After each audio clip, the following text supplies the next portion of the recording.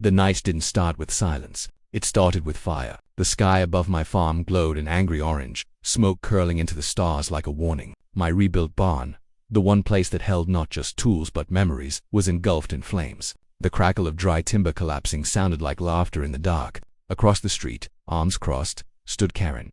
Her shiny SUV's headlights glared like eyes. She didn't rush to help. She didn't even look worried. She just smirked and muttered under her breath, "You should have followed the HOA rules," before slipping into a car and driving away. In that moment, staring at the burning wreckage, something deep inside me shifted. Months earlier, I had left behind the chaos of federal courtrooms. After decades sentencing mobsters, corrupt politicians, and predators who thought they owned the world, I had hung up the black robe and traded it for denim and soil. I bought a quiet farm on the edge of a small town, rebuilt my family's old corn barn, and planted crops that reminded me of summers long gone. For the first time in years, I thought I had found peace. But peace doesn't last long when it stands in the path of power-hungry neighbors. Karen, the self-proclaimed queen of the HOA, decided my farm was her next battlefield. My corn was unsightly, my tractor an eyesore, my barn too big for the community aesthetic. Every day her SUV crawled past my fence line. She snapped photos, dropped violation letters into my mailbox, and muttered threats about fines. At first, I ignored her. I had stared down men twice her size in federal court, men who shook when I read their sentences. Compared to them, she was just noise. But I underestimated how far noise can travel when backed by arrogance. Then came the fire. One evening after a long harvest, I saw the glow that would change everything. By the time neighbors rushed with buckets, the barn was gone, reduced to ash and twisted steel. My season's crop, my tools, every trace of work wiped out in one blaze. And Karen, watching with folded arms, didn't hide her satisfaction. That was the night the farmer inside me broke. And the judge I had buried woke up the next morning. Karen strutted around the neighborhood with the same confidence. She bragged about HOA bylaws, hinted that she had pushed the board to vote me out, even dared to say the fire was my fault for improper storage. Neighbors lowered their eyes when she spoke, afraid of her clipboard and her power, but they didn't know what she had just unleashed. By Monday, I wasn't in jeans and boots anymore. I was in a suit, walking through the marble halls of the federal courthouse where whispers always followed me. The quiet farmer Karen mocked was the Honorable Judge Michael Harrington, a man whose signature had dismantled empires of crime and greed. I didn't need revenge. I needed truth.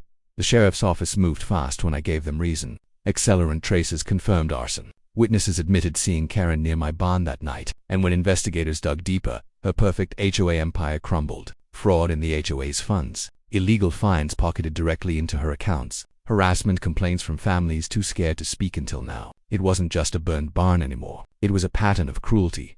When Karen finally stepped into my courtroom, she walked with her chin high, dressed in defiance. But the moment her eyes lifted to the bench and saw me sitting there in the black robe, her face drained of color. "You," she whispered, as though the word might change the air around her. I leaned forward slightly, my voice steady. "Yes, Mrs. Simmons. The law you thought you could twist now stands before you." Her arrogance melted with every witness who testified. Neighbors who once hid their fear now stood tall, voices clear, exposing every fine, every threat, every lie. Piece by piece, her empire of intimidation collapsed when I delivered her sentence.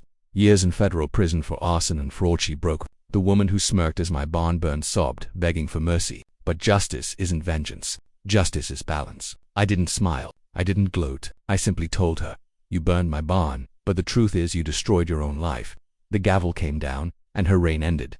That fall, neighbors gathered at my farm to rebuild. Walls went up, beams lifted, corn planted again. The barn rose from ashes stronger, brighter, standing as proof that community survives where tyranny fails. For the first time in years, children rode their bikes without fear of fines. Families painted their homes in colors they loved. Laughter replaced silence on streets once ruled by threats.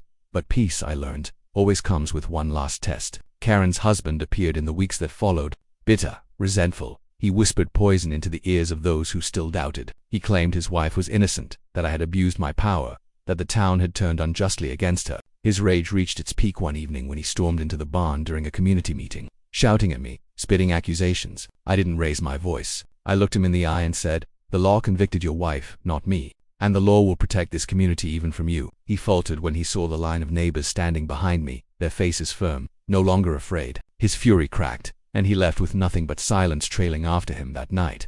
Under the lantern glow of the rebuilt barn, the town made a promise. Never again would one person's greed control them. Never again would fear dictate their lives. We weren't just rebuilding walls and soil. We were rebuilding trust. Seasons turned, corn grew tall, and children's laughter filled the air once more. And every time I walked past the barn, I no longer saw the place Karen had burned. I saw resilience. I saw community. I saw proof that justice isn't always about the courtroom. Sometimes it's about standing with your people, even when silence seems easier. Because silence isn't weakness. Silence is power waiting for its moment, and when the quiet ones rise, no bully, no matter how loud, can withstand them.